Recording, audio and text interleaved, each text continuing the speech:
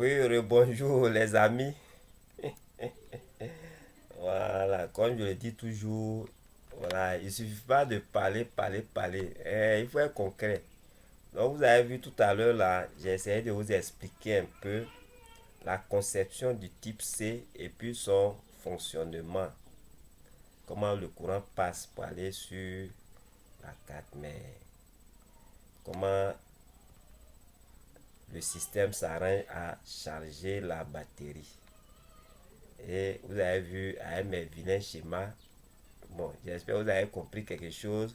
Mais sans plus tarder, nous allons prendre une, un vrai schéma.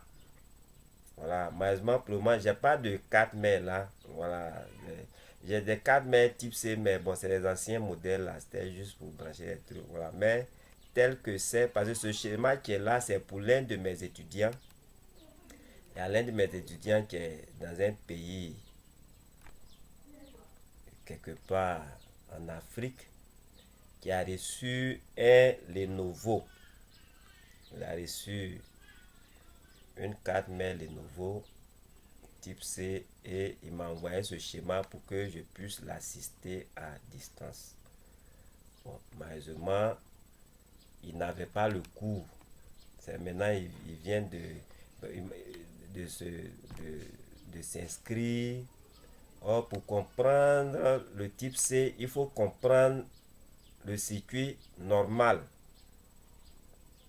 Voilà, donc, j'ai essayé de l'aider à distance, c'était un peu difficile et j'ai gardé le schéma et j'ai tenu à expliquer le fonctionnement du système type C, apporter lumière, apporter lumière pour éclairer. On dit je parle gros français. Je, il faut que moi aussi je parle gros français pour éclairer la lanterne des uns et des autres afin de démystifier le type C. Nous, c'est notre objectif. Tout ce qui est mystique, là, il faut qu'on mette dehors. Et ce qui est dans les ténèbres, dans le noir, là, notre objectif, c'est de mettre tout ça dehors ici pour dire aux gens, moi aussi, je peux faire.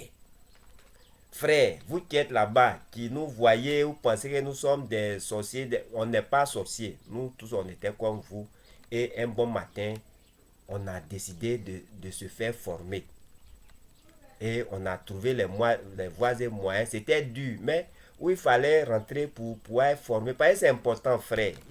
Il faut se former. Il faut quitter voilà, dans ces dires, non, il n'y a pas l'argent, c'est dur, c'est frère. Si tu te dis c'est dur, tu vas rester là jusqu'à quand tu as vieilli, tu vas avoir cheveux blancs comme moi ici. À un moment donné, là, il faut te lever pour dire moi aussi je peux. Prendre contact avec la personne qui fait ça et puis vous causez ou discuter. Hein? Il y a plein qui disaient ça, qui disaient ça. Dans le temps où je donnais le samedi, les rendez-vous cassés samedi, il y a plein qui ont assisté, qui disaient c'était dur. Mais après, ils m'ont contacté. Mais aujourd'hui, eux tous, ils font coup avec moi. Ils payent un peu, un peu. Ceux qui peuvent payer un coup, ils payent. Ceux qui ne peuvent pas payer un coup, ils payent un peu, un peu. Et ils ont leur connaissance. Quand tu commences, au bout de, avec le professeur Cassel, si vraiment vous êtes travailleur, même après un mois, là, vous pouvez faire des dépannages. Même après une semaine, 2 semaines, ça dépend pas. Vous pouvez faire des dépannages. Si vous-même vous êtes bosseur, parce que chez nous, c'est le travail. Je vais vous donner un exercice, je vais vous donner TD, je vais vous donner TP. Chez moi, c'est comme ça. Les gens qui prennent les cours et puis ils sont assis à la maison. Chez nous, il n'y a pas cours même. Mes cours là, c'est en live, c'est en direct. Voilà. Donc, il n'y a pas de vidéo pour dire, bon, je vais prendre vidéo pour aller lire. Les cours, c'est en direct. C'est vrai qu'il y a des vidéos pour parler de ces, par exemple, ce type C, par exemple, ces genres de trucs-là. Je fais des cours comme ça et puis je donne aux étudiants pour qu'ils puissent avoir une certaine notion de la chose. Mais c'est pendant le cours en direct sur Skype que je donne tous les détails possibles. C'est pendant le cours que je donne tous les détails en fonction de votre compréhension, en fonction de votre niveau, en fonction des questions que vous posez. Quand vous posez des questions, ça m'oriente et je rentre en profondeur. Il y a des choses même que je ne suis pas censé vous dire. Mais quand vous posez des questions par rapport à ça, je rentre, je m'aille chercher les secrets qui sont au fond de la marmite au plus profond où la température est très élevée, mais je mets le doigt, je prends et puis je dis tiens frère, parce que je suis content quand vous posez des questions. Il faut chercher et puis poser des questions frère. Donc venez vous inscrire, on va vous former. Parce que dans peu de temps, il reste un mois. Hein. Ceux qui ne se sont pas inscrits jusqu'en août là, quand vous allez venir, les prix que vous allez voir là, vous-même vous serez étonnés. Je dis toujours aux gens, ceux qui veulent s'inscrire, venez maintenant avant le 31 août. Quand je parle, je ris. Il y a des gens qui pensent que je plaisante. Mais ici, d'ici quelques temps, dans combien? Dans 30 à 32 jours, quand le professeur viendra ici pour faire une déclaration, donner des prix, vous serez étonnés. Il y a plein qui vont regretter. Pourquoi quand c'était moins cher, je ne suis pas venu. Bref, Lenovo T14S. On va décortiquer son système d'alimentation type C. Donc voilà la carte. Hein, voilà le Lenovo. Voilà la carte mère. Voilà. On va prendre ça pour illustrer ce qu'on a dit dans le cours. Voilà, c'est une carte de nouvelle génération. Voilà le contrôleur ici. Le contrôleur est là. Voilà, je vais essayer de zoomer. Voilà, donc on va aller au connecteur de charge. JUSB. JUSB c'est quoi? C. On va taper JUSB-C. On va aller au connecteur de charge. JUSB-C. Ok. Voilà le connecteur de charge ici. JUSB-C. Voilà. Voilà. Donc le courant il rentre où? Voilà. Vous voyez les USB-C là c'est symétrique. C'est-à-dire que vous pouvez mettre dans un sens comme dans l'autre sens. Donc vous voyez que c'est symétrique. C'est pourquoi vous voyez à gauche, à droite, c'est pratiquement la même chose. Voilà. C'est pratiquement la même chose. A1 jusqu'à A12. Ici, vous voyez B12 jusqu'à A1. On renverse en fait. Parce que quel que soit le sens que vous allez envoyer le chargeur type C, il prend et ça marche. Si vous voyez. Voilà. Donc le courant rentre ici. Les 20 volts. TBC VUSB 20 connexion. Le courant rentre. S'il rentre là, il va sortir ici. Voilà. Si vous avez mis dans l'autre sens aussi, il rentre là, il va sortir de l'autre côté. Donc, voilà notre courant qui rentre ici. Donc, voilà le courant ici. TBC VBus. Voilà. Il est rentré là, il est sorti ici. Et il va où? On va voir là où il va. Donc, je vais copier ça. Je copie. Et puis, je vais coller pour voir là où il va. Je vais copier ici, il est là. Voilà, il vient ici. Donc, vous voyez, j'ai mis 2. L'autre côté, ça s'appelait TBC VBoost 20 connexion. Ici, voilà, le voilà ici, TBC VBoost 20 connexion. Donc, il vient ici. Et qu'est-ce qu'il va faire? Pourquoi il vient ici, frère? Il vient ici parce que ici, il y a un petit circuit qu'on a appelé Over Voltage Lock. Over Voltage Lock. Donc, c'est un circuit de protection, en fait.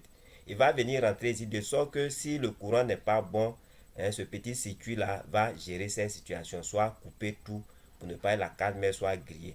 Et quand il va traverser ce circuit, il va sortir. C'est U6101. Il traverse ça, il sort et il devient TBC VBoost 20.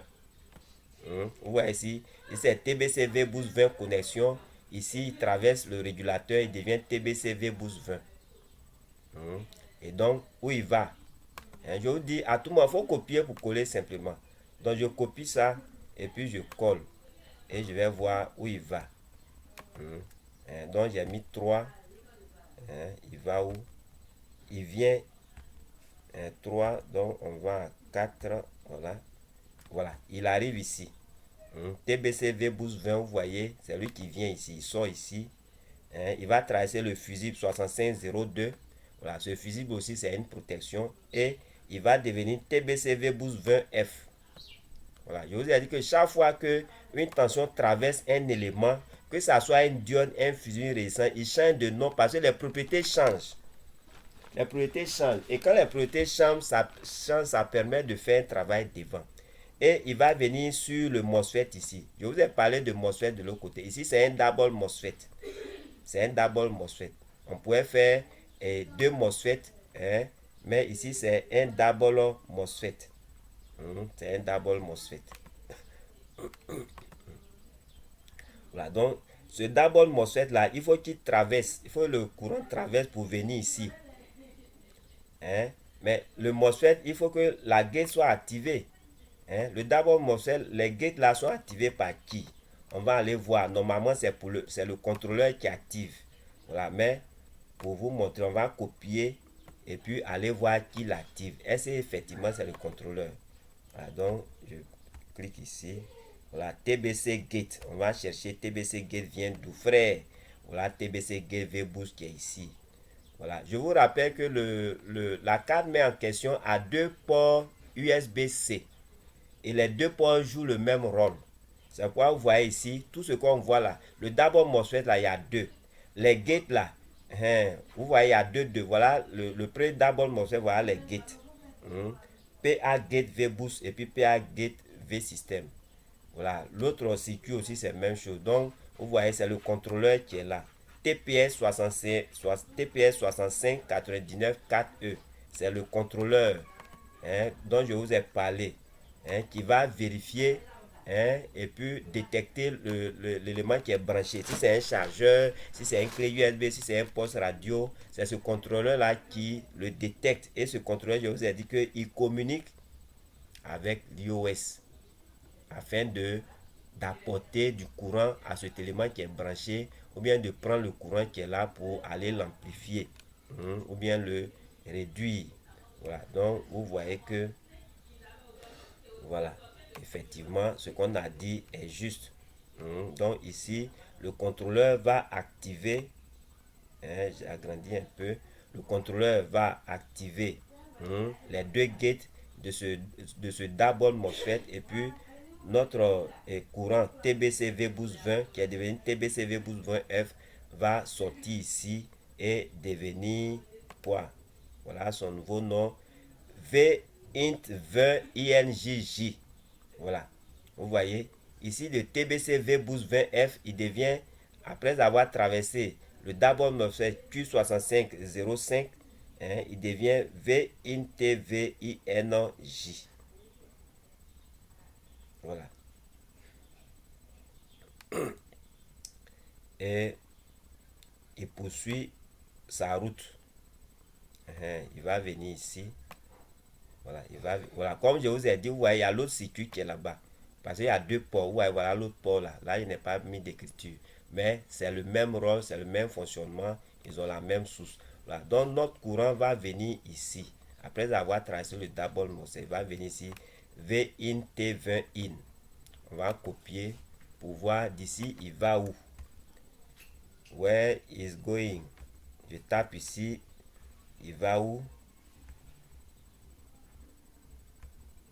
Voilà. Il sort là. Vous voyez, 5. VINT20 sort ici.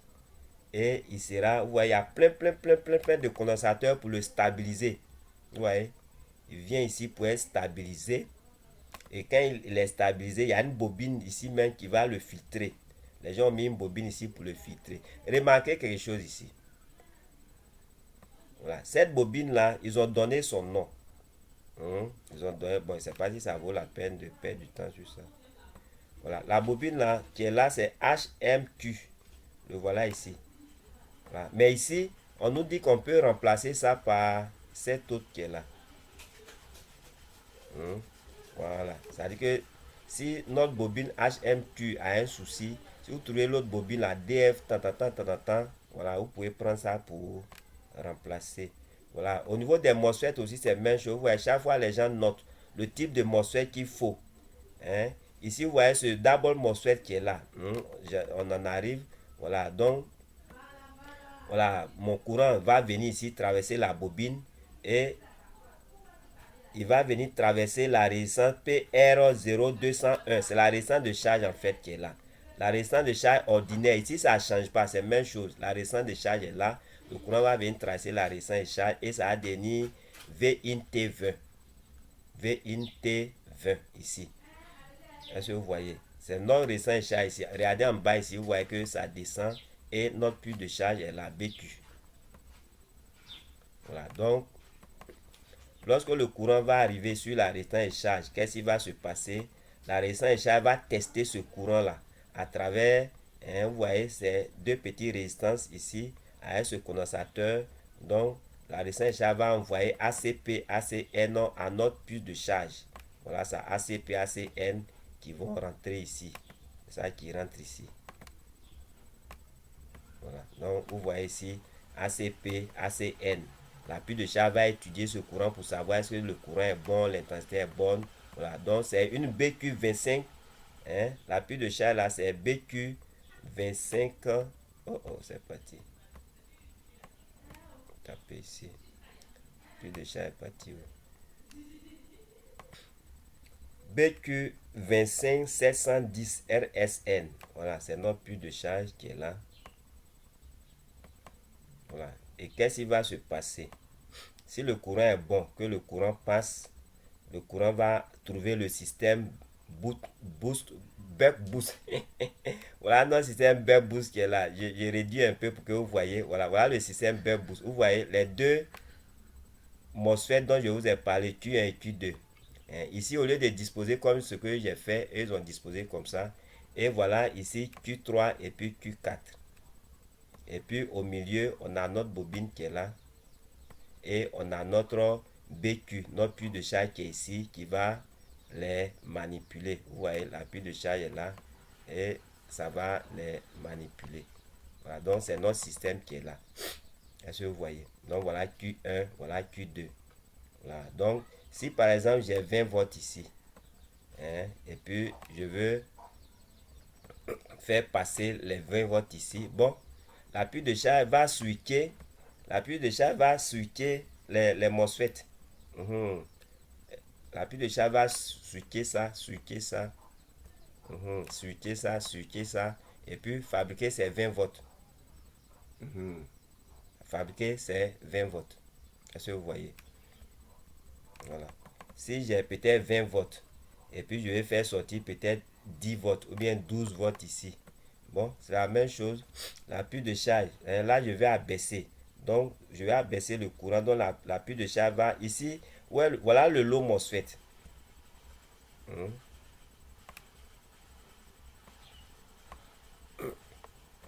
Voilà le low MOSFET. C'est lui qui est lié à la masse. Et puis, voilà le high MOSFET. Voilà. Donc, j'ai 20 volts. Je vais avoir 10 là-bas. On va abaisser. Donc, ici, là, la puits de charge va faire quoi? Elle va switcher lui là. Elle va switcher lui là. Et le courant sera baissé et ce courant là sera sur la bobine ici. On aura, si c'est 12 ou bien c'est 10 volts on veut, ça sera sur la bobine ici. La bobine va filtrer ça et puis arriver ici. Ici voilà le low MOSFET et puis voilà le high MOSFET. Donc la puits de charge va faire off. Le low MOSFET, la Q4 on aura off. Ça va éteindre ça. Et il va faire ici on. Il va faire ici on. Voilà. Au niveau du high MOSFET, va faire on. Voilà. Le contraire aussi, c'est la même chose. Par exemple, j'ai, comme je l'ai dit, voilà. Par exemple, vous avez peut-être 12 volts ici. C'est un exemple que je prends. Vous avez 12 volts ici et puis vous voulez avoir peut-être 6 volts là. Ou bien vous voulez avoir 9 volts ici. La même chose. Voilà. Donc, la puits de charge va switcher. Qu'est-ce qu'elle va faire? Elle va switcher ceux-là. Voilà.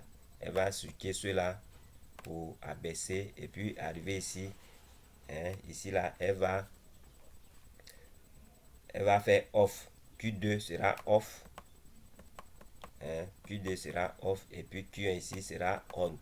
Frère, les fréquences avec lesquelles la puits de charge switch ou bien ferme ou bien et coupe la gate, tout ça c'est programmé dedans. C'est programmé dans la puce ici. Est-ce que vous voyez? En accord avec l'iOS. Tout cela c'est programmé et il y a une communication. Voilà, donc c'est en fonction de ça. Une fois que l'information est passée, l'iOS connaît l'information, la batterie connaît l'information et le contrôleur connaît l'information, c'est automatique.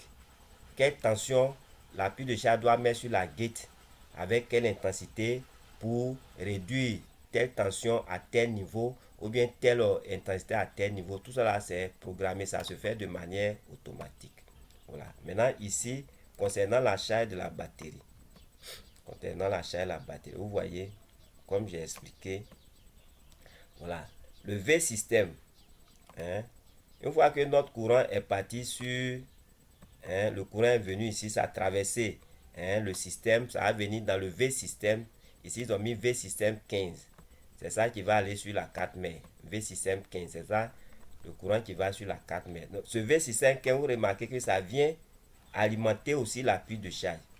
Ce qui est différent dans le système de chargeur ordinaire.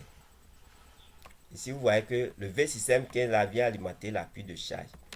Et de manière interne, la pile de charge va produire le courant de charge, la batterie, redresser ça. Et puis ça va sortir pour aller charger la batterie. Ça va sortir pour aller charger. Donc vous voyez, ici, ce MOSFET qui est là, quand la pile de charge va ouvrir sa gate, hein, vous avez batterie drive low. Quand la pile de charge va ouvrir la gate ici c'est un P-channel MOSFET. Vous voyez, voilà. Le courant de charge va venir ici, traverser et puis venir sur cette résistance, hein, voilà, faire un retour, hein, faire un retour ici encore à la pile de charge. Vous voyez, il y a un retour.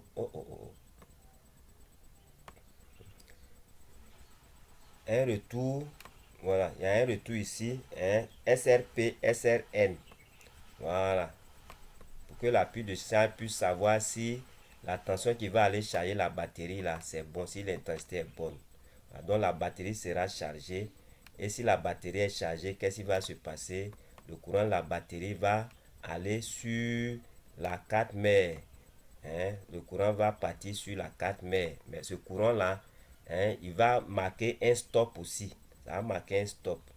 On va vous montrer où est le stop. Il y a le même MOSFET stop. Voilà, donc je copie ici.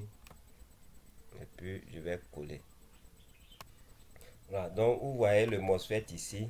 Voilà. Voilà le MOSFET là.